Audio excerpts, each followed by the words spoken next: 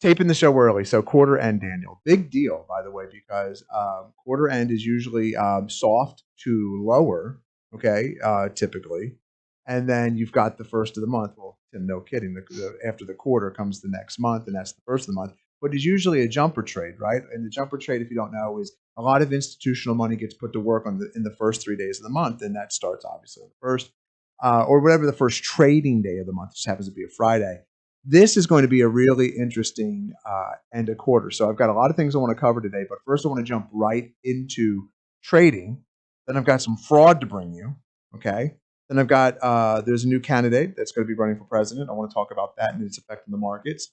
I want to talk about what I think is about to happen with the Fed, and then we'll get into the normal Hunter. I think this week, let's do it this way. Normally, it's not the way I'm about to describe. We're going to do it this way, though. Hunter's going to give you all the stocks going up on next Tuesday. Okay? Alex is going to give Wednesday?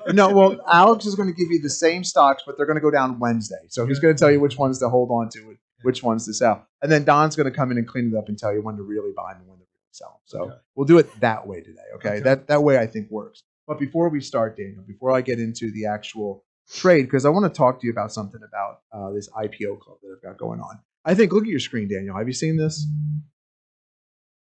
This is where we're at right now, right?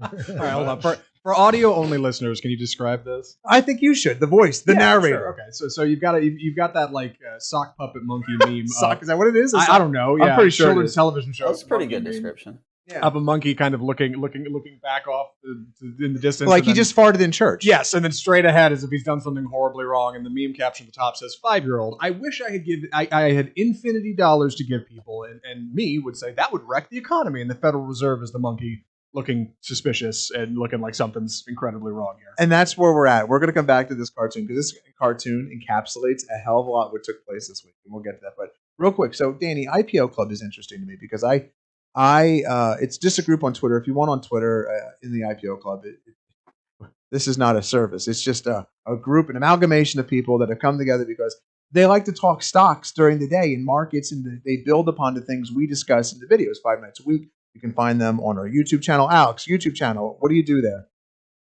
Yep, type in Revere Asset in the search engine, and then make sure you press the big red button, subscribe. Yep. Like the videos, and there's a little bell notification you can put on your phone. So when we do upload a video, you'll get notified. Yeah. So we post our videos to our website. You can get an email directly to you if you subscribe. We don't spam you. You literally just get our emails, and then the YouTube channel. So you get a notification every time we post a new video, and they just build upon what we're talking about in our videos. You know, like, hey, this took place today. Look for this tomorrow. It's not a recap of what took place. It's, hey, this is what we think is going to transcribe moving forward. And here's how we'll adjust our plan if it does or does not happen. And so a lot of folks have the IPO Club. When I say a lot of folks, the IPO Club is not this huge group. It's just a small group of people, small knit group of people. Anyone is welcome to join, client or not. Find me on Twitter at TJ Razor, and I'll introduce you to Mark from Buffalo and Kat and Dan and the whole cast of characters. It does sound like a cast of characters. Mark from Buffalo, Kat and Dan. Now we've got Lee just joined Laker 99, so interesting people with the titles. Anyway, so they are really into, and I don't mean this, this is not braggadocious, but they're into this probabilistic way of trading because every one of them has gotten burned with CNBC personality coming on TV and buying and holding, or giving them the touting a stock. Oh my God, the institutional high five. Pump it down. You should be buying PayPal here, and like PayPal is in clear distribution right now, and so they're literally selling you their garbage. And so the way to look at this, and we get a bunch of new viewers to the channels every week, and I want to just point this out. Look, you don't have to guess, okay?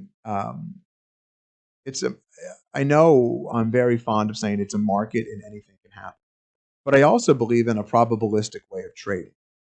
That which means that you manage your trades in a way that when you hit certain levels, you can visually see that things are getting a little extended. So you want to maybe take, if you're not just this buy and holder, right, or this dollar cost averager, which by the way, Nobody begrudges unless you're fraudulent how you make money. So if you make money buying and holding, you make money dollar cost averaging. I don't care. Like I'm genuinely happy for you. So let me just say that first, because part of this, my problem with FinTwit is the zero sum mentality of FinTwit, meaning financial Twitter, meaning that you got to make money this way. You're wearing a purple shirt and tan slacks, and like that's Danny's outfit right now. And like you don't. That's maroon. That's maroon. Yeah. Oh, that's perfect. You're Hold colorblind. on. You're colorblind. That's not true. I'm not colorblind. That shirt is not. What color is that shirt? Maroon or not? What color is that shirt? Zach, is that maroon or not? I'd say plum. That's not maroon. That's not maroon. Oh, come on. It's a deep You know what I would maroon. say? What's that? It's Barney is a dinosaur from our imagination. Danny did have trouble with his little T-Rex arms reaching something on the desk here about 2 minutes ago. You notice how Tim caught on to that song right away? That's in Tim's head every day now. It's true. I got a lot of those songs running through my head. It's Blippy right now. I love you. Barney's still around? No, they killed him. Did they really? He went extinct. You know, for a while, He went I was- extinct. for- He went extinct. Fun fact: for a while, I was doing a show with one of the former Barney guys. Acted in it. It was cool. Yeah? He had like guests on from the show and other people who did the. Yeah, he wore the suit. He's the Barney dude. Wow. Wow. Actually, an interesting guy. Yeah, guy named Kerry Stinson. Carrie Lives in Dallas. Stinson. Yeah, Carrie Stinson with the small world he's a factor. photographer now. Yeah, he played Barney for like 15 years. You think that's how he picks up people? Like, 100%. yeah. You know what? Hey, babe, I was Barney. Absolutely. I used to What be a line. dinosaur. You used to watch me on TV, kid. Yeah. When you were little, I was watching you. That's right. That yeah. is creepy. That is something I would probably never say. Be my friend. Probably works. Yeah. Would you want to be my? Oh my God! Is that his pickup line? Do you want to be my friend? Imagine Oh my the Tim gosh! McGraw. What are the Barney pickup lines? Anyway, Screw trading. Let's do that, Danny. Let's do that. No, let's show. go back No, to no, trading. yeah, Let's go son back of to a- trading all because I have no idea where you're going to go. Barney pickup lines. Yeah. I love you. That's You why. love me. That's why we got to keep going to trading. Okay. So look, this is a weekly ATR chart of the Nasdaq, and we talked about this a couple weeks ago. But I want to highlight this because they're like right now the markets are only like 3 to 4% off their high. This is not bad. The fangers, the leading market stocks like the Teslas, the fangers, they're off maybe 4 to 5%. This is not awful. This is not bad. Like this is just normal, like, right? And so, but we were joking around on the Twitter, on the text machine. Markets in turmoil. Like I think that was us, guy. Were we joking about that? Markets in turmoil, or was that on Twitter? That might have been on I Twitter. think we were. I think. Oh, were we? The CNBC, Yeah. The CNBC special. Yeah, stuff like which would indicate the bottom is in. And so, but there's a probabilistic way of doing things. And what I want to point out to you here is that it's not it's not a zero sum mentality. Like here's October of 20, right? And you have this huge run up. And I'm always fond of saying, look, you get to that second, third ATR on the daily chart, you got to look for something to pull back here. Like you want to be looking for. But look at this. This is a weekly chart, Danny, and it just keeps going up week after week after week. And then it gives it. Oh, this is the start of the pandemic. Gives it all back, right? You got up to just about within. This is good enough for government work right here. The third ATR, and you've done what? You've pulled back to the weekly mean. That's not really that big of a pullback either, by the way. Like the last time that you got up to that third ATR, you pulled back 14%, high to low. Mm-hmm. We're at 4% right now. This, my friends, is not bad. Another 10%, and you will probably see markets in turmoil. And Jesus, I mean, we're only 14%, maybe 15% off the top. If we even get there. If we even get there. And so what would a probabilistic mindset have you doing? Because a lot of people, I believe, not IPO Club, but the way the discussion was flowing, it made me think of this. You get caught flat-footed, right? And like, look, on weekly charts, these things aren't bad, but somebody bought, and I'm just going to use PayPal. PayPal's not a big. Somebody bought PayPal at 310, right? And now it's it's down here, $50 some off the high, and that doesn't feel good. Well, PayPal's not going out of business. Yeah, but if you give the choice to somebody, would you like to buy a stock and have it go down $50, no matter what the percentage is? Or would you rather just have it trade kind of sideways or go up? They're always taking the other choice, right? So how do you prevent that kind of that kind of flat-footedness, right? If you're someone who would rather actively manage your investments or trades and not just dollar cost average or buy and hold, how would you do that? And it really is, to me, these ATR charts. And so you don't have to sell everything. Like you don't have to do anything really, but you don't have, you being aware is like half the battle here. And taking half off or taking a quarter off or harvesting some level of profit that doesn't have you anxious that this is the big one. Because what happens is the pandemic was the big one. Like people like to talk about 2008. 2008 had its moments into 2009, but it wasn't like this 40% drop tomorrow. It took a little longer. It took like it was brewing. 3 or 4 months longer, not too much longer. And then September came. Do you remember the 21st night of September? Earth, Wind, and Fire. It was only 9 days ago. Right? It was Earth, Wind, and Fire Day, baby. September 21st. Oh. Did you listen to it? Oh, such a good day. Oh, it's banger forever. And I'll tell you what, they really capitalized on that with Do You Remember the 25th Night of December? Yeah. Where Mary had that questionable baby. Get some mileage out of it. I say questionable because it was immaculate. Like the reception with Franco Harris. Sure. Questions were raised. Oh my gosh. Did he really catch that ball? Who knows?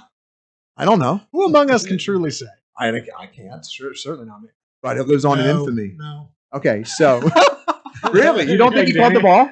Franco Harris didn't catch. I wonder if that play would be overturned. In speaking of football, did you see the Dallas Eagles game? Oh, yep. You see that transition? I give you that. Dallas. I'll tell you what. Smoked the Eagles.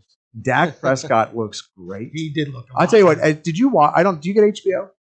Do you have HBO? No. There is the Hard Knocks this year is the Cowboys. Is it really? Yeah. I didn't know. And I've watched with Tanya the 5 episodes, and like it's hard. Like I'm 45 now. It's hard not to just root for people.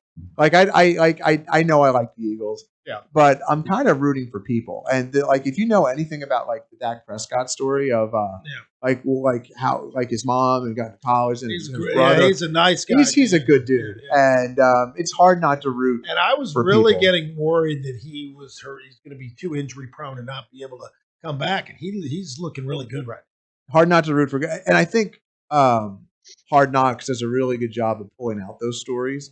It's hard not to root for people. Like, whatever, So anyway, I was rooting for him. I know you were.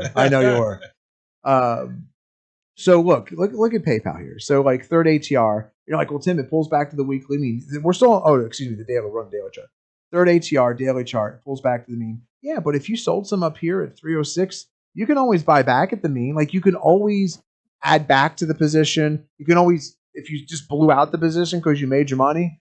But buying at the third ATR, you're kind of asking for trouble, and it's going to work a couple times, right? Like everyone's gotten away with something in their lives. Like, boy, I got lucky that time. Like simple example, speeding by a cop. Like you didn't pull me over that time, and like, but you do it enough times, go speeding by a cop, you're going to get pulled over, right? And that's what happens with the markets. You do it enough times by extended, you're going to get run over, and it's that one time that wipes out like all those times that you kind of just skirted by. And so like, well, what's the answer? And that's where I think IPO Club is like this aha moment for the people that come in and start, this is texting, come in and start talking and having conversation around it because they've all been burned by whatever system they were employing. That's why they find IPO Club or why they finally break. Hey, Tim, I don't like Twitter, but I'll join this club, because it gives you proactiveness. And the thing that keeps you in the trade the longest, right? Because the setup might be like clearly stretched, right? Mm-hmm. And you're like, but I'm still, it's greed. And like the biggest problem I've had, like if you said, Tim, what is the number one thing that has wrecked your trades over the course of your trading career? And it always comes back to greed. It always comes back to trying to squeeze one more day. One of the 7 deadly sins. Is greed one of the 7 deadly sins? No, I just made that up. I was going to say, what chapter? Surely Don, does that qualify? Don will know. It absolutely is one of the 7 deadly sins. Chapter 23 of the book, right? Yeah. And so it's always greed. And because I trade options, like because I trade options, like that extra day just wrecks your life. Because like that extra day. I'm sorry, that's pretty funny. But it does. Tim's right, because the volatility of options, they go down and up so fast. They go down so much quicker, it seems like, than they go up. And so I'm talking, especially if they're closer in. I'm talking from very personal experience. That's all I can do is offer you my personal experience on how, like, the rules of flying, right? Like, there's no rules written in the NATOPS, the operating manual for how you're going to. It's not the design mechanism for the helicopter. Or the plane. How you're going to emotionally handle it. How you're going to physically handle it. It's your emergency procedure. And they've all been written in blood. Like, that's the thing. Like, all these procedures were updated and changed. It's a living book because of how somebody hurt themselves or somebody else in the operation of this aircraft. Well, that's how I've hurt myself. And what led me to this probabilistic mindset is the 3H, like, oh, I can physically see this. Like, I'm a visual person, right? I can physically see that we are extended. But what happened, like, look at this area over here. This is 21st, 2021. Well, on that chart, PayPal's not extended anymore. No, it's not anymore. But over here it is. No, and so, I was like, teasing. I was pointing that out. If you sell, like, at this third ATR, pretend you blew out half your position, and then it goes on to go up here, you're like, man, I missed out. That's the other 7 deadly sin, envy. FOMO. Like, oh man. Isn't FOMO? FOMO. FOMO is one of the fear of missing out. And so, but it's that's the 8th. Yes, the 8th. That's the 8th. Yeah. The 8th deadly sin is FOMO. And so, but what happens is you get it. And it is vicious. And I know believe me, I got all this. And so I think that's the allure to what we do in these videos, the probabilistic nature of markets and the probabilistic nature of stocks. They're not absolutes. But I think that's what the attraction is to being in conversation with like-minded people, because the conversations we're having on the videos with you, the stock nerds and market lovers, 5 nights a week, 6 nights a week, is not really being had anywhere else. I don't think so. Not in the way we present it. And that's why I tell people it takes like a month of listening to the podcast and watching the videos, if you just catch a couple throughout the week, to really figure out what it is we're doing, because you're not getting that. You're getting this quasi-macro thing on Bloomberg. Bloomberg, I think, tries to be too smart, right? It's clearly niche. People, if we're being honest here, I think people like me, people like you, try to watch Bloomberg because they think it's going to make them smarter. And quite frankly, all it does is put you to sleep. And then CNBC has a more consumer feel. It's in their name, Consumer News and Business Channel, and has a more should have marketing in their name. Like CNBC feels more like USA Today as a newspaper, more color, more pictures. You know what I mean? And but yet it's still oftentimes not very helpful, right? Like markets in turmoil. No kidding. Like, markets are down. Well, there's also lots of conflicts of interest. That's with the advertisers and everything. So this way of looking at markets through an ATR chart, it's why we share the charts with people so they can see it for themselves and help them set them up, whether you're a client or not.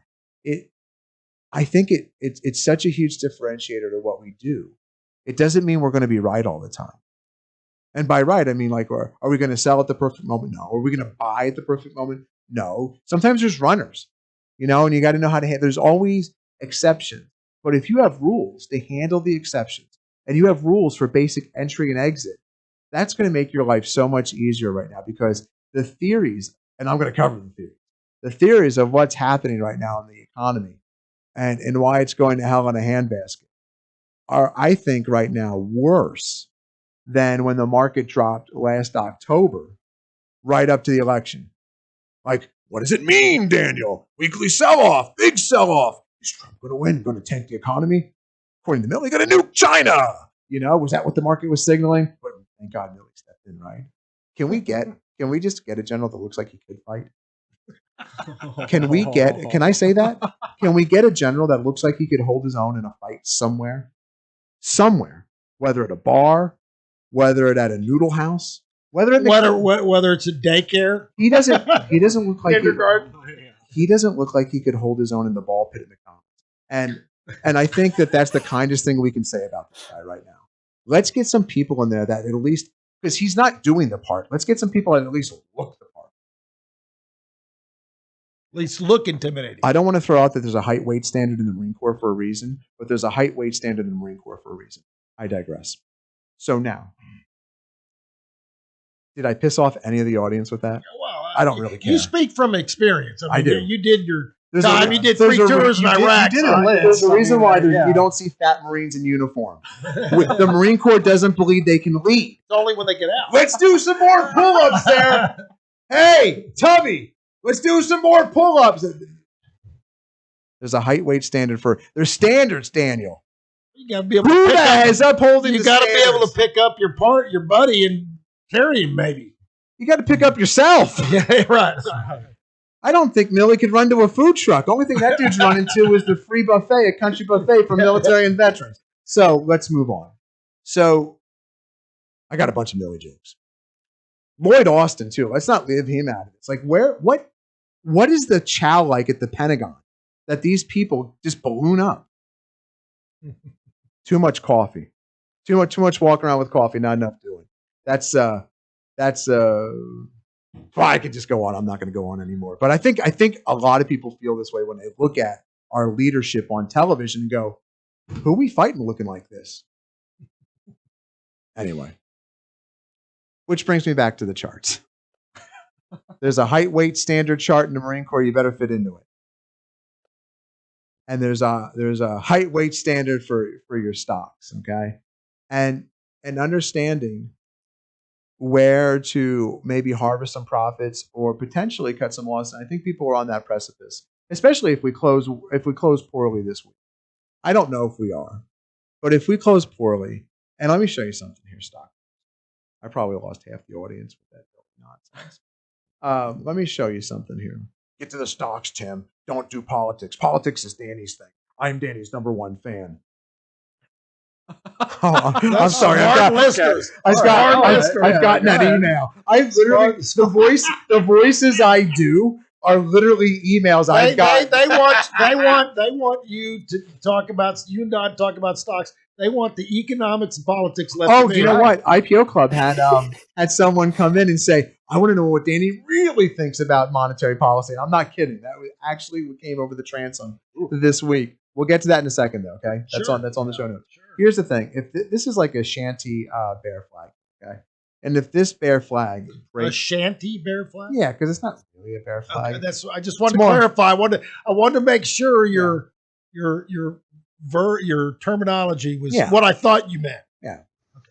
So kind of like we got a shanty leadership at the only shanty thing that's good about that is it looks like Millie headed to the seafood shanty where they have all you can eat shrimp. That is a Pennsylvania staple, the seafood shanty. Not making that up. Don is in Pennsylvania, and Don might know the seafood shanty. Maybe not. I do not. Okay. No. Google is that if Western you're at home. PA? No, it's Eastern PA. Google Philadelphia area. If you're at home and you want to know a little Philadelphia regional history, seafood shanty. Yeah.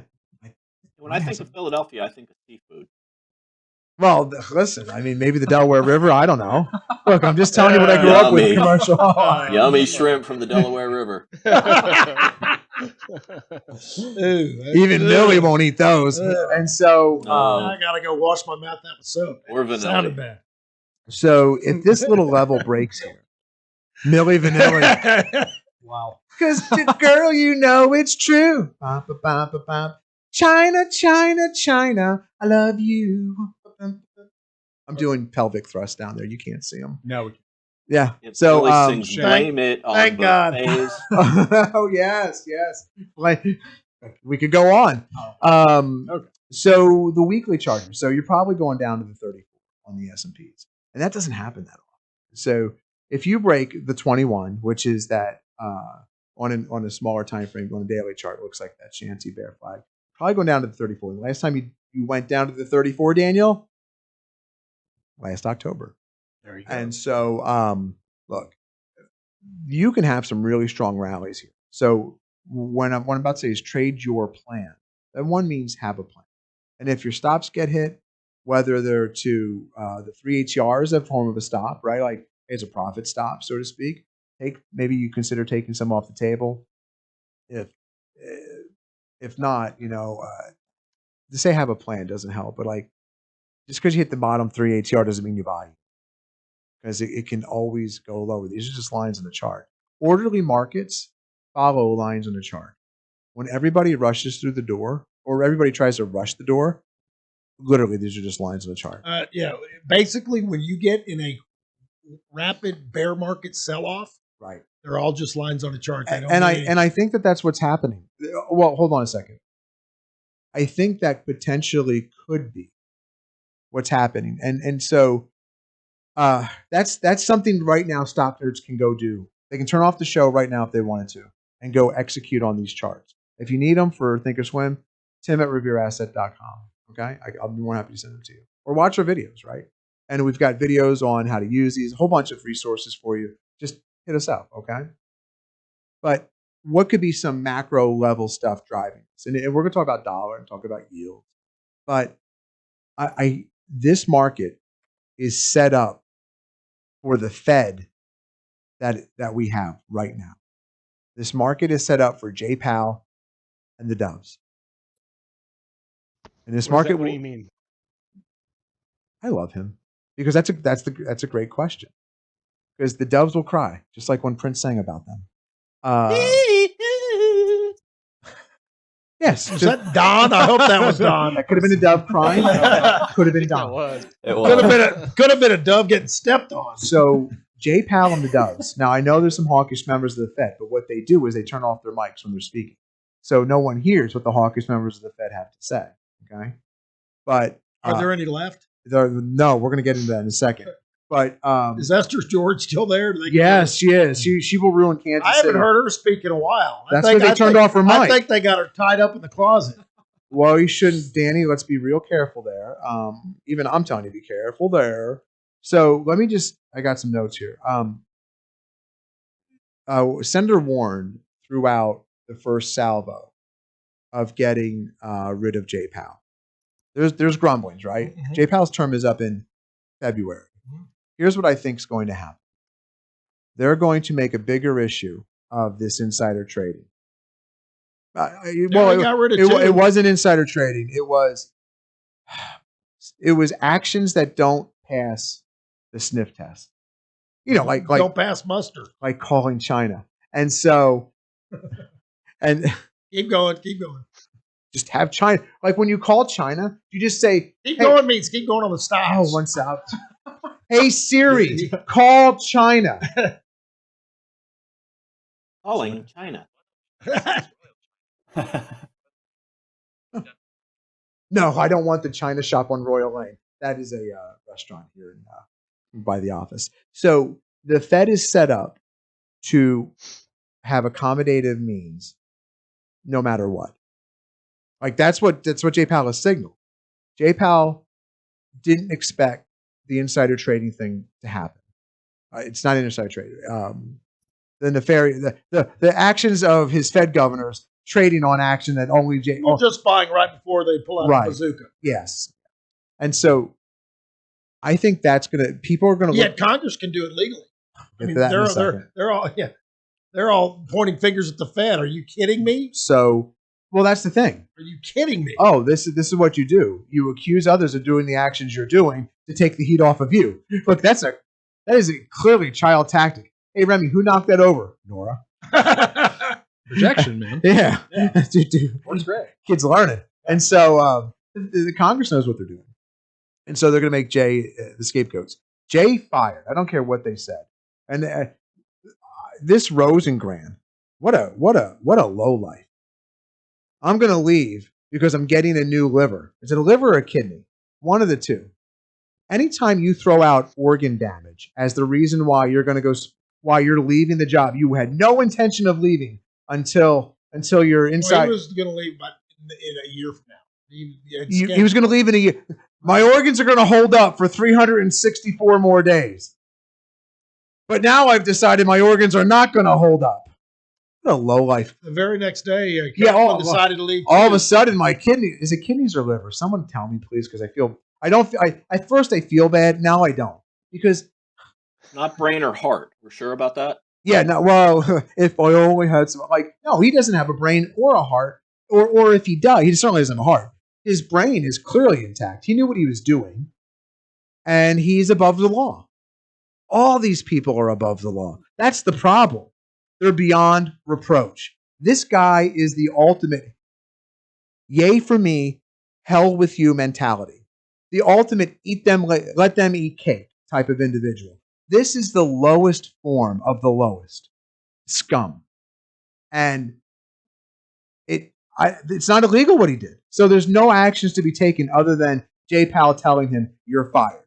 But to release something, like, did he think someone was going to feel sympathy for, I've been on this dialysis. I'm making it up now. I don't even know what the hell's wrong with it. But when they say it takes intestinal fortitude to actually exert true leadership when nobody's looking, it does. And none of these people are true leaders. None of these people have the intestinal fortitude to do the right thing when no one is looking. And, well, Tim, it's not illegal. Yeah, but it doesn't pass the sniff test. It doesn't pass the, do we have the same information you do? No, you're setting the gosh darn policy. But I digress. So he's gone. Just gone. Him and Kaplan are gone. And by the way, I hope they live in exile. I hope there's an island where we send all these people and they go in exile. I have no sympathy for the devil. Don, what album was that? Rolling Stones, Exile on Main Street. Exile on Main Street. There you go. See? And that's where Actually, they should it go. might not be. It might be one of their earlier ones. Clarida is going to end his term in January. So here it is. Rosengren and Kaplan are just gone now. They're gone now. Quarles, term to end in October. Clarida ends in January. Powell, last day, unless he gets reappointed, January 31st. This is a market that's set up for this Fed. Who is good? I don't want to, I could make you, we could make a bunch of political jokes right now, which I am capable of. I don't want to do it though, because you don't know who they're going to nominate. When you start hearing names floated, just say Jay Powell is gone.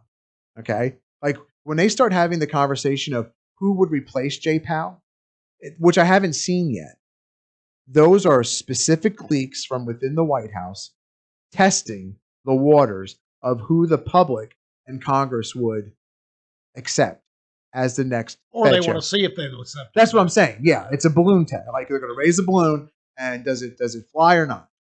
Trial balloon.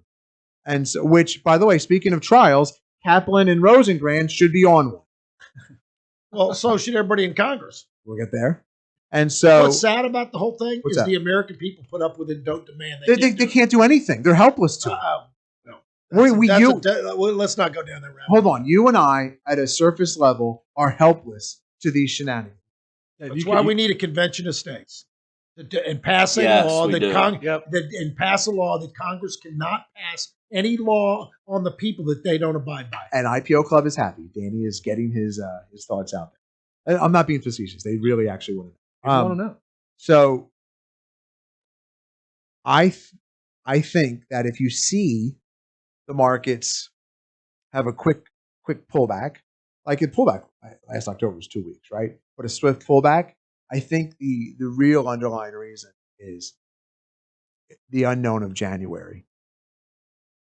Like right now, Jay Powell heard. I think there's some concern about China too. Well, but there's other. I mean, there's a few things underneath this hood. I think it's the Fed dictate. If they appoint somebody to tighten monetary policy, they're looking for a dove. They're going to pack. Does Elizabeth Warren want?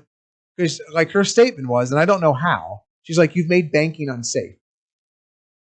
More dangerous or unsafe. One of those. Okay, how? Like banks have more liquidity now than they did before in 2008, right? I don't think they get a hawk in there because the markets would get jittery. It would sell off right before the 2022 midterms. Not a chance. But that's the political suicide for the Democrats, and they're not dumb. They're not dumb. They need something to talk to their base about. Well, they can still spin it. I'm just saying. And right there. By the way, I'm not a homer for either party. I think they're both a bunch of thieves. And so That's what we just did right there. And I say this not meanly. The pointless discussion of it's not that Danny and I are going to solve it. We're not going to give you any more insight than you can develop at home. What we're telling you is that right now, if they start floating names, you're going to see the market probably get jittery because is it going to, even though Danny doesn't believe that they'd put somebody hawkish in there, it's the possibility that they could. Yeah, uncertainty. Right, it's the uncertainty. I just don't think Biden's going to put a hold on with what he wants to do. Hold on. Who's really running the country? Well, hold on now. You're going to lead me to my next point. I know you think Manchin's got all the power. It's Joe Manchin. So look, show notes. So stock nerds, everything we're talking about is in the. Oh, did I really just freeze up my? There it is. Is in the show notes. Joe Manchin's literally holding up the Democrats congressionally. If you are a theorist that believes Joe Biden is a one-term president or not going to run in 2024, Joe Manchin's the candidate. He's running right now. Possible. And he is not going to spend this country into oblivion. He's literally said those words pretty much in many an article. We released a statement last night. And so who does Joe Manchin want to see as your Fed chair? People want rates raised. Even if it means they're going to hurt the economy for a little bit. This inflation that's happening right now, and look, and a lot of people are going to spend time on the Dollar Tree story this week, where Dollar Tree raised prices. It's not just $1 anymore. Like Dollar Tree, but $5 tree, end of an era. But Family Dollar's been doing that for Dollar General. Pardon me. Yeah, Dollar General and Family Dollar are both mistitled. Like Family Dollar is, we'll take all your family's dollars. That's what it really means. Yeah. And Dollar General is, generally it's not. It's like $10 and above. Like the store should be called 10 and above. Like a general store built around the idea of $1. Well, you'll spend $1 there. Sure. Yeah. Hey, we'll take all your $1 at Dollar General. But Dollar Tree was holding the line at $1. It was the $1 store. They can't do it anymore. And that inflation, the inflation you're feeling is not, that's the other big story with Jay Powell. No longer he's frustrated by how persistent this inflation is. It's not transitory anymore. He was, look, the word transitory propped up the markets for a while. Now to curry favor, like he couldn't sit in front of Congress the last 2 days and be on a panel of, I think it was the Bank of England's governor, be on a panel and just lie that this inflation is going to go away. Did you guys see the reaction to Dollar General stock yesterday? I don't know if a lot of people did. I reckon everyone. Yeah, I did. Yeah. Like, let me show you this. So just because it might, computer's slow, just because it might be bad for the consumer doesn't mean it's bad for the company. Look at that gap higher. They said they're going to raise prices, and the stock shot up like 16%. Well, why is that? Because the market knows they're not going to have less customers. That if we are truly in this inflationary time of higher prices and slowing jobs, we got a jobs report coming out next Friday. It's not tomorrow or the 1st. It's going to come out next Friday. If jobs continue to slow, and then a week later you get inflation numbers, and wages can't keep up with inflation, which they haven't been, is a problem. Dollar General is going to get their customer. They just increased their bottom line by raising prices. Well, there's inflation if the value stores are raising prices. Right. Those are the ones that are trying to hold the line. And people keep saying, well, if we just need, there's like Hunter, Alex, Don, is it 500,000 or five? It's got to be 500,000 containers floating off the port of LA. bunch of. Yeah, I saw that. All those cargo ships. I can't remember how many containers it is, but it's a ton. And like rush hour. Yeah, and if we just had truck drivers to get them off, it's always if. If only we could get the product out of China. If only if. I think what you're about to see here is it's going to be a disastrous is too strong of a word. It's a perfect storm. Shipping in this holiday season is going to be the worst. People aren't going to get whatever they've ordered, their gifts. It's going to be like plane. You remember that movie Planes, Trains, and Automobiles with Steve Martin and John Candy? Yeah, of course. Yeah, that's going to be like packages this year. Just cannot get to where you need to go. Just can't get to where you want to go. Can't get home to Chicago. Literally, it's going to be UPS drivers throwing packages off the interstate going, "You going to Sheboygan? I got one!" And they're going to open the sunroof and throw it down.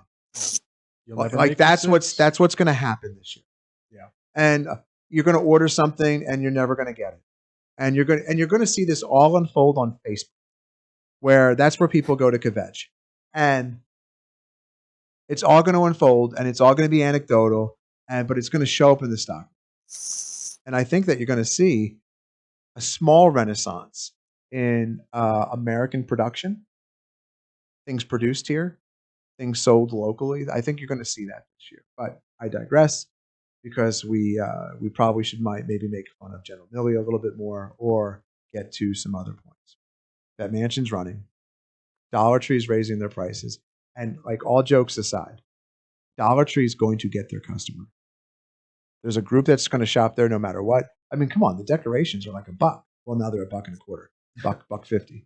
But they're still relatively inexpensive compared to the Kroger, even the Kroger. Percentage-wise, Hunter, what is a 25-cent and 50-cent increase percentage-wise on $1? Let's do that math for 25 to 50%. 25 to 50%. Yep. So Dollar Tree literally raised their prices 25 or 50%. Well, it's also, you don't have, I mean, can you think of one restaurant that still has a dollar menu? Because I don't. No, I mean, they call it the dollar menu because it's a cut. Like McDonald's still calls it's it the value. Menu. It's the value menu. Yep. Right. Yeah. And 129, 169. That's all it is now. And what's interesting though, and let me just come here because Danny will have some thoughts on this too. What's interesting is gold is not your friend right now. Gold hasn't been your safe harbor. What? And so gold is always your friend. If you're looking for a friend in me, may I suggest Woody? Ooh. Or Buzz? All right. Or Norm? No, not Norm. Who played the mailman on Cheers? Cliff. Cliff in Toy Story. Who is Cliff? Is it Mr. Potato? You're thinking John Ratzenberger? Yeah, John Ratzenberger. Pig. Is he the pig? He's the pig. Hmm. Yeah. He's in all the Pixar films. Yeah, John Ratzenberger. That's some good acting, voice acting. He's on it. Vern Lundquist should switch to voice acting. I only said that because Mark from Buffalo. I made fun of Vern Lundquist once because he looks like someone that lives under a bridge. And look, there's a group of people that can't get television jobs when you look like someone who looks under a bridge. And it's highly unfair. But in Mark's mind, Vern Lundquist is a legend, and you do not make fun of legends. Like, I got a sternly worded tweet, I got a sternly worded email, and a certified letter sent to my home. Now you're going to get another one. Oh, I'm getting the Vern Lundquist package this weekend when he hears this. Hopefully he's laughing. Here's somebody typing a comment right now. Yes. I'm not getting a Christmas ham at this moment. Well, I might be getting a Christmas ham if I extol the virtues of Josh Allen. I'm back on his good graces. I just said Josh Allen. Do you accept Christmas hams from listeners? Hell yeah. Look, you send me a canned ham, and I will send you pictures of me making said canned ham. Tim will eat what you send him. Yeah, like send me a Christmas ham. I'm all for the Christmas ham. Christmas ham says we're friends. Christmas ham is a delight. True. Canned hams are an interesting thing. I remember we didn't have much growing up. And I remember Acme, the Acme supermarket chain, not the place where Wile E. Coyote shops for all his blow-up goods. The Acme supermarket chain had a sale on canned hams. I remember we ran out the door and went and got some. No joke. That's when we lived on Burr Street in Reading, Pennsylvania. Anyway, here's gold. Gold is not your friend right now. And some would say, with all this inflation, I can imagine people just trying to pile in the gold. A lot of reasons for this, but I think the one you want to watch here, stock, is the dollar. And so the dollar here is having a moment. And this here, going back to June, is just one big, I know those aren't great lines I just drew, one big consolidation after this pullback here. And now you're kind of getting it again. And so, and you know why dollars having a moment? Let's talk about it. Tell me, Daniel. China. Everybody's worried about China and that real estate debacle. There's flight to what they perceive as safety, and that's causing distress in both gold, commodities, and stocks a little bit. Interesting. I would have said spot on, but interesting is good. Well, I'm just thinking. I'm just thinking, and I'm going to wear out the joke. I swear to God, this is the last one, okay? So just know that this is the last one. It's going to be clean, right? Yeah, it's going to be clean. If General Milley is going to call China and tell them everything that we're doing, do you think he spoke to General Tsao? Oh, that wasn't the joke. Oh, I get it. That wasn't the joke? That wasn't the joke. That wasn't the joke. Literally just popped in my head. It took me a minute. It's good. Thanks. I appreciate that. Yeah. By the way, now that they found out that General Tsao and Milley were speaking, he's got Colonel Tsao. He got demoted. Colonel Tsao. Right. By the way, same rank as Sanders. Colonel Sanders? Well, he does chicken right. Sure does. He'd be better than Milley. Colonel Sanders. There you go. Thank you. Can we promote Colonel Sanders? From the cheap seats, Danny. Danny, look at you coming in hot. I love it. Let's get a motion on Twitter going to promote Colonel Sanders as the Joint Chiefs. FC would run that promo for sure. Absolutely. Oh my gosh. It's finger licking good. Oh. To think about it. General Milley's over there telling them everything that we're doing, in terms of keeping the peace.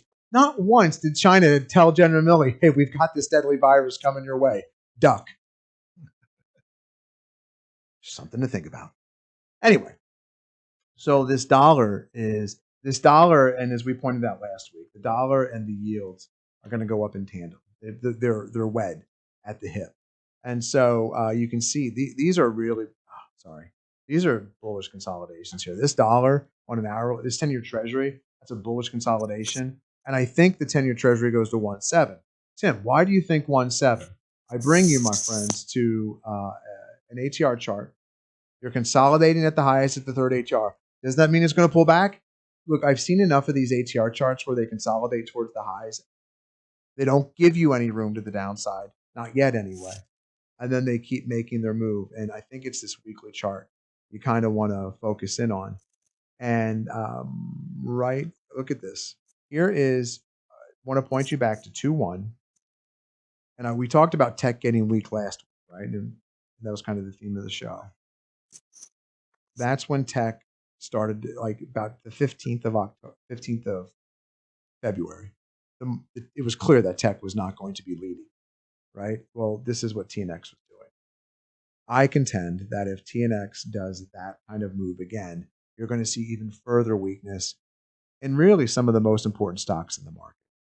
Microsoft, Google, Apple. Big bill one. Yeah. And someone's going to say, well, Tim, what do the yields have to do with these great companies, right? That's what it always comes down to when people have confusion about this. It's not the company that's not great. It's two things. It's future earnings are worth less when rates go higher or there's inflation. And then there's the second component of it, which, by the way, typically can't be passed on to consumers. So you get a very big dichotomy here that profit margin gets squeezed. Yeah, profit margin gets squeezed. Dollar Tree's passing it on. Not sure if Microsoft probably did, but I'm making the point. And then the second component of this is the ETFification of the markets, and so it's a big deal, super duper big deal. And then the last thing, we'll get to Hunter here. I promised Zach we'd be done taping at a certain time. The other thing to watch here is Facebook. I want to touch on this real quick. Hurry up, because I got a few things to say too. You do? Gotcha. Yeah, watch out. Facebook is on the Hill on Congress, in front of Congress today. And And I think this is the issue that gets them. I think the issue that they're talking about, and it's in here in the show notes with Tackle. The only place to get the show notes is in the YouTube video. It's in the notes, the verbiage of the YouTube video. They're up there talking about there's a teen study, you don't know, that says teen girls in particular, have a higher rate of suicide, have a higher rate of self-harm, have a higher rate of just everything detrimental that you would ever hate to read about your daughter or son. And it's tied to Facebook and Instagram. I talked last week about where are these people, where are the advertisers going to go? I think that Facebook trying to defend, they're going to defend that, well, some teens find it great. They're literally going to go defend their position. There's probably going to be some age restrictions coming to social media. And before somebody gets up in arms about this, there's a reason why we don't sell cigarettes to people under 18. Okay? In some states, it's 21. They're a cancer. Cigarettes are literally a cancer. The company that put what's the most horrible company created the last couple of years that does the e-cigarettes that I can't stand? Juul? Juul. No, who? Juul. It's Jules. It's Juul. Does Marlboro own Juul? No, somebody bought Juul. I think P&G owns Juul. Somebody bought Juul. Who Juul. Also, like Big Tobacco owns Juul. Yeah. That is not, There's a reason why that company almost went under. I say almost. Because they were marketing to kids. Yeah, with And it worked. candy flavor. They were great. Yeah, it did. Yeah. Cotton. Yeah, you're right, Danny. Cotton candy flavor, Kids pina in high colada, schools all over yeah, the country. yeah. Juuls in bathrooms. Oh no, and of course every mom and dad's like, oh yeah, no, my kid doesn't smoke real cigarettes. Smokes Juul. It's great. Said no one ever. And so this is going to be the same thing. You're going to see, I believe, parents, a coalition, no matter your affiliation, come together to keep kids off these platforms. Now, I get it. We can't eliminate kids from buying cigarettes. We haven't been able to do that ever, right? But speaking of China, I mean, do you really want your kid doing these provocative dances on TikTok for the Chinese government? What these sites, like, I don't want my kids on social media. Their brains aren't fully formed. Like, your brain isn't fully formed well into your 20s. And there's a lot of adults, and we all know them, that can't handle life, and they sure as can't handle the responsibility of social media. And we all have those people in our Facebook worlds or our Twitter worlds or our Instagram worlds where it's just clear that they should probably not be on these platforms. These young children are being harmed. And I think this is the tip of the iceberg. And if I had to go at it, I'd say kick them off. That I think Facebook should be the proactive one and say, they're running all those commercials that they say they want more regulation. Well, Mark Zuckerberg, you're about to get it. You thought you'd run those ads to look like the good guy. Yes. And now you're about to get it. You didn't want more regulation, so you thought you'd run a bunch of ads. Oh, I'm going to get them with counterintuitive thinking. That's right. I'm Mark Zuckerberg on a hoverboard. I'm going to wear a blue cape and not a red one. People think I'm a superhero. Yes. No, he's about to get some regulation. And I think that I think I view Facebook like Don views the tobacco companies. How's that? Don, do you care to share? I don't want to put you on the spot. I apologize that I might have just done that. Fan. Let's just say that. Say tan? Sorry, we lost you that first bit. I'm not a fan. Not a fan. Not a Good fan. answer. Tobacco companies. Yeah. And I think that Facebook is about to have a tobacco moment. And the only way for them to get around it, they're going to, I think Facebook actually does have it. They'll do dividends, they'll do buybacks, because people still invest in the tobacco companies. But here's the thing. Yeah. With the advent of ESG, environmental social governance investing, and the prominence that it's taking, and every company wanting to be a part of it, there is no way in God's green earth that a website that is killing teen girls and harming the young people of America Yeah. can be in anyone's ESG folder. Good luck defending it. I mean, it's hard to say. So in 2017, there was a big crackdown on this stuff, and Mark Zuckerberg started taking lunches with congressmen as fast as he could. Yep. And he started pointing fingers at illicit material on social media sites that people were saying, hey, this isn't okay, sites like Facebook. Right. And he pointed at Yahoo. Yahoo owned Tumblr. And he said, no, they're the problem. Yeah. So they banned Tumblr. So Yahoo burned in 2018 for this. Facebook got away. He's got too many. Congressmen in his they pockets, tried, and he's doing their bidding. Yeah, and They're not. So Facebook's not gonna get. I agree. I think it's definitely something we're looking at, but it's worth mentioning. This has been tried. All pomp and it didn't work. circumstance. Yeah. All pomp and circumstance. I'll tell you what. It'll be interesting to see. But I agree. There needs to be something. And anyway, before we go to Hunter, yeah, I do want to bring up one thing real quick, because before you went off on this, we were talking about a little bit about the economy, the Fed. We were talking about the economy for a minute. Well, it's slowing, and so all these tax things coming down the pike are going to be also slow the economy and not be good, right? Right. Well, now, because you brought up Elizabeth Warren, Joe Biden threw out this for, quote, billionaires, and where are you going to draw the line on that? But of unrealized gains, Elizabeth Warren had that net worth tax, just tax net worth. Joe Biden's doing this unrealized gains tax, so you don't have to sell it and have paid the tax on the gain. It's just as your unrealized gains go up, then you pay the tax if you've got enough, if you're a billionaire, right? Here's the problem with that. Number one, how do you value that? Because if it's a private equity deal or if it's a real estate deal and you're not doing a transaction, it's not a willing buyer and a willing seller, it's just kind of going up in value, and it's not a publicly traded stock like Facebook, you don't know what the value is. So it's very subjective. So you don't know. That's first thing. Number two, you're going to cause a bunch of sales. So a lot of private equity and early startup companies, they're going to have to start selling off and taking liquidity out of it, or taking out money to be able to pay the tax. Elon Musk, very wealthy because of Tesla. Now he's going to have to sell billions of dollars of Tesla shares just to be able to pay the tax because it went up. He hadn't sold it yet. So that is actually going to hurt growth. And what happens if they start lowering the bar to lower and lower? I've got something more for you here on this front. What happens if you were paying taxes on unrealized gains and then a 2008 situation happened? Yeah, do you get it back? Yeah. Where's the refund? Yeah. Have you ever gotten the government refund, A, or B, on time? A tax refund. It's going to be so complex you won't be able to. It's unmanageable. Yeah, because you can only roll back losses on capital gains too. I think it's like 3 or 5 years. So what happens with that too? It's you get a net operating loss carry forward. You can offset $3,000 against your ordinary income and carry the loss forward. But capital, you could roll forward, I think, can't you? On the capital gains. Well, so if you've got a loss, a company can go back 3 years. Yeah. And recapture and refile their tax return.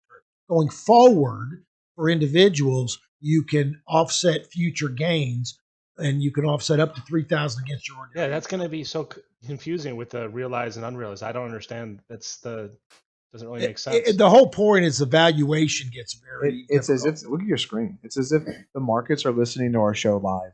I'm sorry, I got it up. It's crazy. They know.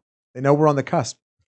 We are the edge of investor intelligence. All right, Hunter. I'll tell you what. This has felt to me like more of a serious show than I've wanted to do, and I apologize for that, suckers. I try to educate and have fun with you, not leave you. I feel like I might have made people angry today, not with the jokes, but with a little bit of the downtroddenness. If I pissed you off with the jokes, I'm sorry. Not really. Danny usually comes in and cleans all my mess up, but Danny went even more serious than I did. Because taxes are, I think Danny. You're getting a perfect storm. Yeah, he brought really it to the tax issue a couple weeks ago. Mm-hmm. And look, if you want to hear Danny's talk about this, and you got to call Danny 855-722-5932. And I say that because the estate planning that needs to take place right now around what's coming down the pike is pretty big. And it's a couple podcasts ago.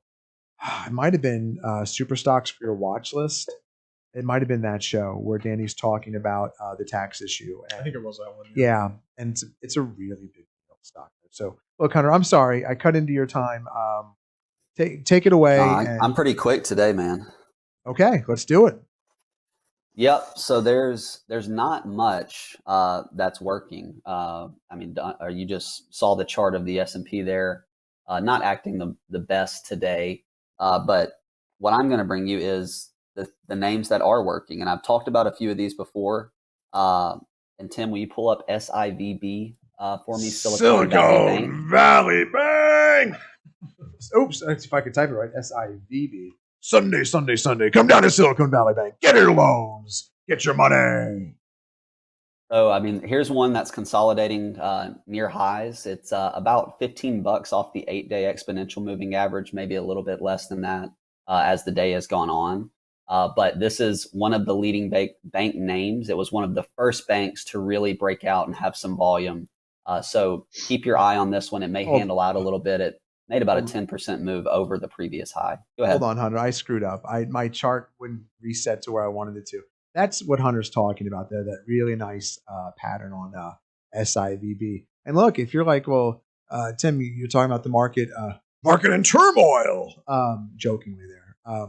Watch list, man. Always keep that watch list churn. That's what makes Hunter and Alex and Don so awesome. They're giving you great watch list ideas that when the market does turn in your favor. And you'll know that based on triggers. Like if you want the class that shows you the triggers when the market turns in your favor, email me, tim@revereasset.com. I'm more than happy to send it to you. Sorry, Hunter, go ahead.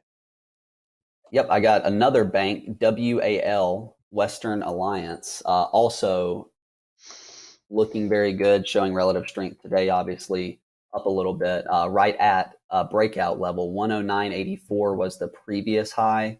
I think we actually got slightly above that today, or slightly above it right now.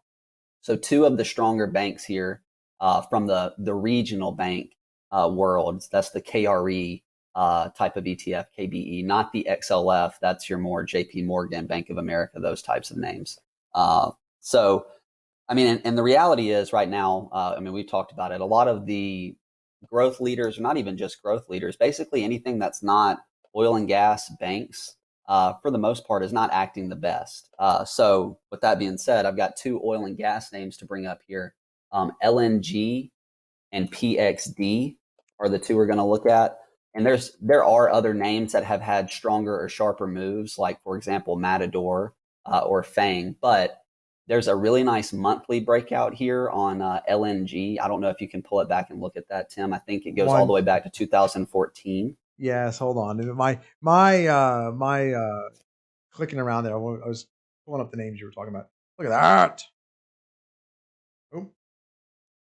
So LNG, I believe it was around the 85 to 90 range was kind of the breakout area that we were looking to get through.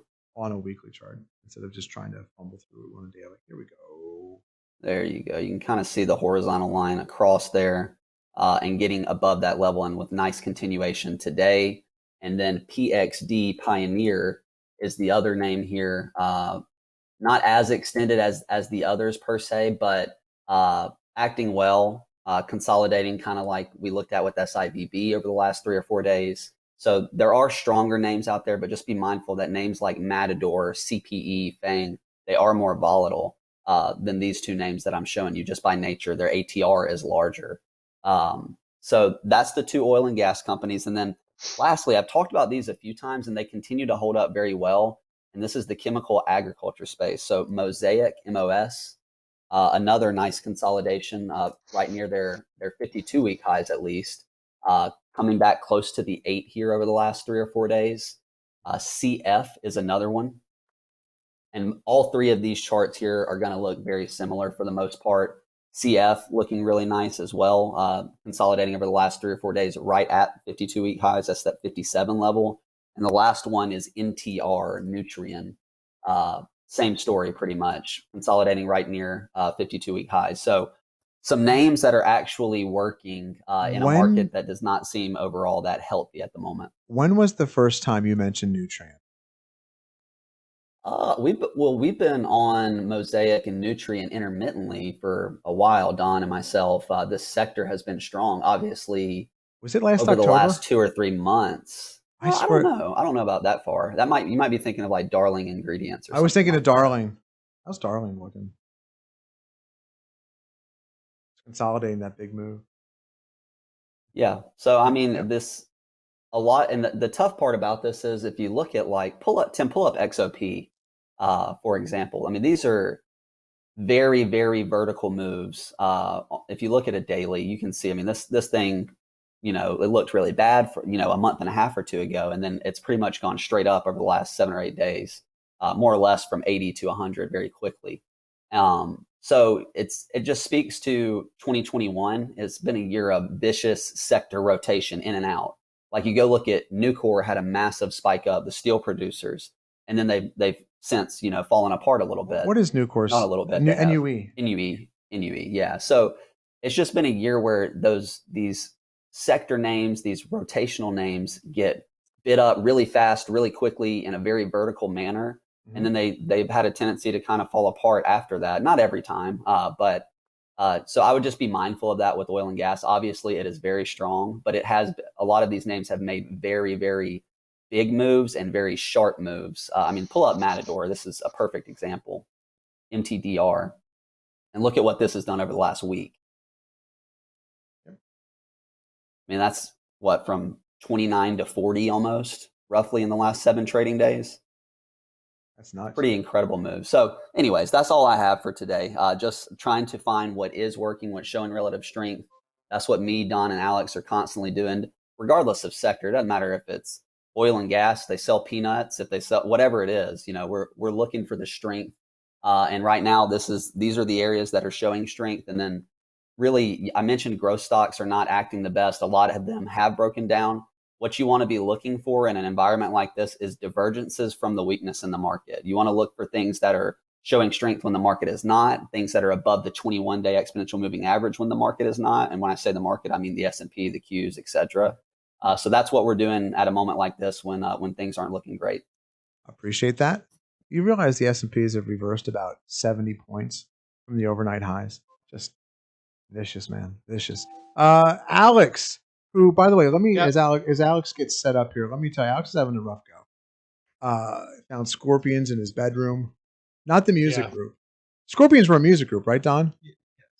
Oh, absolutely. Give me a song. Give me a Hurricane. Here I am. Yep. Rocked you like an Alex Kane. See, that's where I was going with that. Okay, Alex, what you got, brother? Tell me. It has been rough. So I got stopped on 2 of those bonus stocks. Net sold it. Just nasty distribution on that one. So had to take it down, and that was on a gap down too. So sometimes you get stopped out past where your max stop loss was. There's nothing I could do. You just gotta close that out on that nasty gap down a couple days ago. Okay. I got stopped out on a firm as well. It's still above some. It's holding up that gap, but for options, you got to really be in the right environment. And is this the right environment? I think we all know the answer is no, it's not. So options wise, I would not be trading options right now, and that's why you haven't seen me. I'm also moving, so bear with me. I will be putting out a bonus stock video when the right time comes.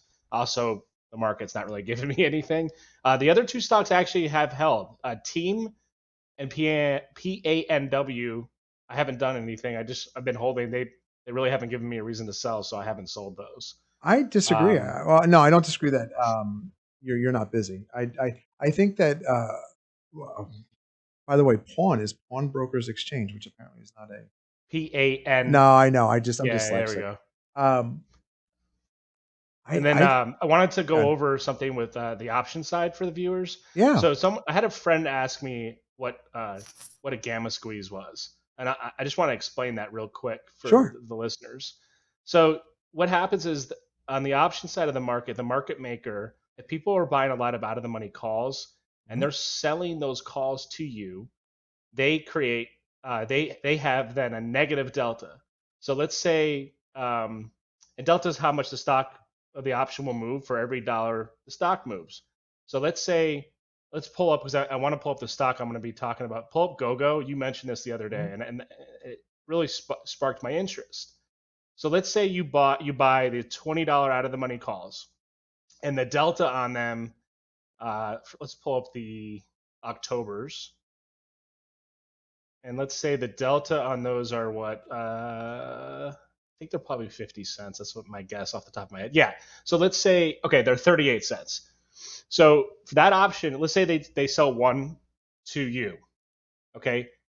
If the stock starts going up, they will probably buy 38 shares to make a positive net delta against that option. So this is where gamma squeeze starts to happen. Now, let's say there's thousands and tens of thousands of options being bought, calls, and the option, the market maker that starts going against them on those sold calls. You got to remember, when you sell a call, that's actually a short on the stock. So if the stock goes up, they're going to lose money, especially if it goes in the money. They're going to have to sell the stock at that price, so they'll have to buy the stock. Now there's a double whammy going on here for this go-go. It's got a 31% short interest. So that means that there's hedge funds out there that have a big short position on the stock that if it starts to go against them, they're going to have to, just like if a stock goes down, they're going to get stopped out. They're going to have to buy the stock back to cover their short position. So you have two things going on. Market makers are buying to cover their calls, the out of the money sold calls, and there's hedge funds or funds or whoever that have short positions on the stock. That's what you saw with GameStop, and that's what you saw with AMC back earlier in the year. That's what a gamma squeeze is. I mean, just for a bunch of people, you said all this, by the way, and so I don't want to. I don't. I just want to. I want to say it maybe in a slightly different way for viewers. And you're like, well, what did Alex just say? He's saying that most people don't realize that when a market maker, it's a market maker that sells you your calls and puts. So when you buy a call, they're in essence going to go short the stock because they're on their book. They're taking the opposite side of the trade, and they sold you the call. When you sell a call, that's actually a negative position, and so now they have a negative position. They got to go in and buy the stock. They've got a liability. They got a liability. It starts going up. So it's a naked call. They're in trouble. The market makers make their money by selling this. They're selling the spread. Yep. So they're just trying to keep their books as neutral as possible. Right. But if the trade is going, gets away from them, meaning it's going, I'm drawing on the screen, you're going up in price. And look, GoGo's at 18. If GoGo's, and there's only strikes to 25, 15 days out. So if GoGo were to start trading, say, at 30, and it exceeds the number of strikes, that's what happened in AMC. That's what happened in GME. Mm-hmm. And the books aren't neutral anymore. They're buying a bunch, the market makers, and are buying a bunch more shares to keep their books as neutral as possible because they sold you those calls short, which are going worthless. Yep. Now you add in retail buying. You add in the how are the calls that they sold going worthless? They're getting creamed on them. They're going way up in value. The calls are going way up in value. They sold them for like $5. Yeah, now they're 30. So now they're negative 25. That's what I'm trying to say. Crucified. Thank you. They're getting crucified. He's trying to make it neutral. They're trying to make the books neutral. Right. And so it's a massive short squeeze, and it's going up. Yeah, and they add in the retail component, and then Alex mentioned, well, there's a short float. Well, those people are getting creamed too. They're actually short the so stock it's itself. It's two different short squeezes going on. Basically, you're getting people buying to cover their naked options. You're getting people buying it shorted the stock, so you're getting buying from both sides. So let me present the other way to look at this. So let me look at theta.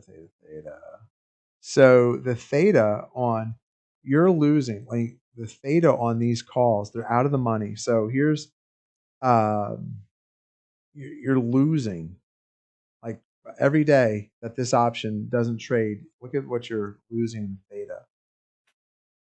And if the option doesn't move or the stock doesn't move, you're still going to lose money. You're going to lose a bunch of money, and that's what a lot of people don't understand. And so it's time decay. Yeah, the time decay in these things is crucial. Like think about it, you're paying $126 right now. Like the bid is hold on, this is jacked up. I apologize, Alex. Here we go. I think I had to reset that. Let's not dive too deep. If people want to call us, they can reach out. We can explain Great this point. because you're getting way too deep. Sorry. Talking about the Greeks. Sorry. I was talking about Alex. He's the Greek. All right. Alex the Greek. Don, I'm sorry. Go ahead, man. The 2/3 of the 21 over 21 list has broken the 21 this week.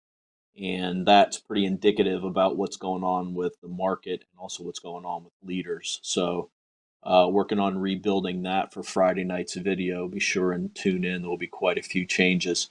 While we were taping here, a headline came out that said China directs energy firms to secure supply at all costs. There's kind of an energy crisis going on worldwide. They're very concerned in Europe. They're having problems in England and China also now. So energy names popped and coal popped on that news. We bought a little bit of BTU, which had a nice run, pulled back, consolidated at the 50-day moving average, and got an alert on that move off of there. And we're also long NRGU, which is it's a 3 times, but it's a diversified energy ETF. It's not as focused as the XOP or the XLE or the OIH. Don, what's the price of NRGU right now? I don't think this is right chart. 148-ish. Oh, okay. This is Thinkorswim has Bank of Montreal. Yeah, same with me. Yeah, no. Yeah. Okay. I'm like, that is not. I wanted to make sure of the price. Go ahead. I'm sorry. I threw you off. So energy is some of the nicest charts out there. Had a big pop last week, consolidated a little bit this week. Okay, and I'll tell you what, Danny, I got one more thing. Why don't you take us home? Sorry. Fine. God, I'm sorry. And we're still at the mercy of the dollar and rates. Yep. Yeah, absolutely. There's the. And if you would show the dollar on an ATR chart. Yeah, absolutely. A lot lately, but. And if the energy crisis still keeps happening and China gets in more trouble, you're going to see the dollar continue strength. Oh, yeah. All right, folks, listen, if you like what you heard, please tell a friend, tell a neighbor, send them to revereasset.com and have them sign up for our daily market insight newsletter where we try to give you what we think is going to happen tomorrow, today. And they'll get this podcast in their inbox every Saturday morning. We won't reach out to them or spam them anyway. It's up to them to reach out to us if they want a complimentary portfolio review or just have questions or simply have a topic they want us to talk about. You can reach out to any of us at Dan@RevereAsset.com, Don at RevereAsset.com, Tim, Alex, or Hunter at RevereAsset.com, or you can always call us old school at 855-REAL-WEALTH. Real quick. So something interesting took place that's genuine fraud in the marketplace. And it's interesting because it dovetails on what we're doing with our expansion of content into YouTube. And so there's a company called OZY Media, and a lot of people might not realize that this company exists. So the long and short of it, it's in the show notes if you want to go to YouTube and find it. They are a media enterprise, started like 2013, 2014. It's pay to play. You know, they do pieces. They pay other places to place your media pieces. So if Revere Asset wanted a glowing report or something written like Business Insider does and a bunch of other people do, you would call OZY Media up, say, hey, write something great about Dan Stewart, right? And then they would maybe do a video, they would do a piece, and they pay to play. And we would then retweet it and get all this glowing press, right? You mentioned pay to play earlier. So OZY Media is on the phone with Goldman Sachs. So looking for $40 million investment, okay? And to verify that, I think OZY Media has 100,000 YouTube subscribers to their channel. But their videos don't get much play, like I think 300 views, 400 views. Typically, I believe the rule of thumb is about 10% of your followers watch the videos, okay? And so Goldman Sachs, who knows everybody, says, you know what, let's get the head of YouTube on the call with us. OZY was like, great, we'll send the invite. So they literally created a fake email address using Gmail that looked like the guy who heads YouTube, and they used his real name, opted into the meeting. And then when they went to go onto the Zoom,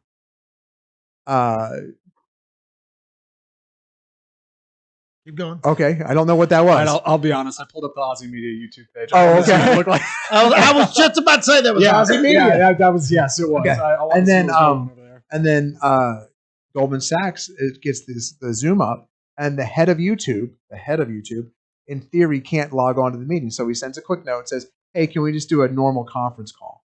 So, oh yeah, sure, let's do a conference call. It's clear to Goldman Sachs that whoever joined the conference call as the head of YouTube, his voice is being modulated electronically. Okay.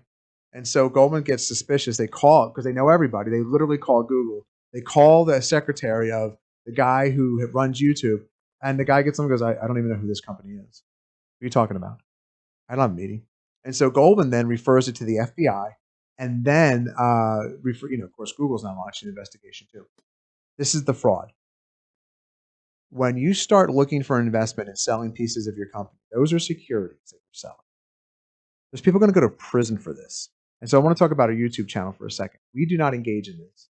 And it's clear, like if you go to our YouTube channel, like they're not, like we have other places we get traffic from, but we have something at Revere that is it's worth so much money.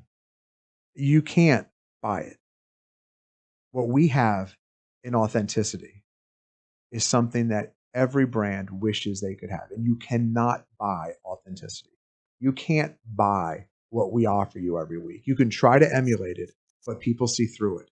And eventually, when the desperation comes, you end up impersonating a major figurehead in media and you get caught.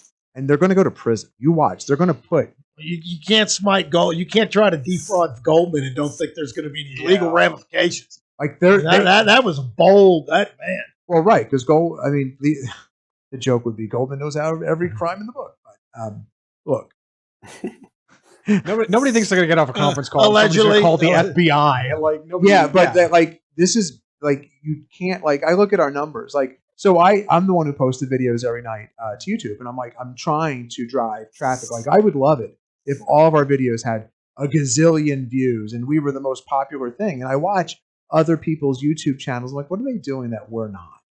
And we're not touts. Like we're not on here we're not giving you tips. Like we tell you it's a watch list. We actually tell you the bad things that can happen. And we might not have all on this particular media, all the subscribers in the world. And we might not have all the views in the world. But I got to tell you what, you couldn't pay me enough money to trade in my authenticity, my integrity, to do what OZY Media did. And you got to read it. It's crazy. Like I would rather grow this channel over the years and have it grow in earnest than ever take that shortcut. They're going to go to prison for a stupid YouTube channel. Well, they were trying to get $40 million. They needed the money. They were going to go. Okay, they needed a lot of money. They were going back. That's the big short right there. Yeah, they're going By the way, after this debacle with Goldman, they took money, and they took money probably based on their ad metrics, and they're going to get them on Instagram too, where they have like 500,000 Instagram followers, but like 32 likes on a post. Probably a lot of fake followers. It's not worth it. Yeah. It's so not worth it. What we offer people who consume our media, every company wishes they could be us. And I know that in my heart. They wishes they had the authenticity and the freedom. If you go to your strip mall advisor, Zach, I'm sorry I'm over by 2 minutes. If you go to your strip mall advisor right now and you try to ask, hey, what is happening with the market? I see it reversed 80 almost 90 S&P points. Okay? You're not going to get it. It doesn't matter if your strip mall advisors from Amex, Ameriprise, if they're Schwab, if they're TD. They're going to call in the one person in the region that knows how to talk markets to people, and they're going to give you a salve to make you go away. If you want to know the truth about what's happening in the markets, you call Revere, 855-REAL-WEALTH. We'll talk to you next week on Your Money.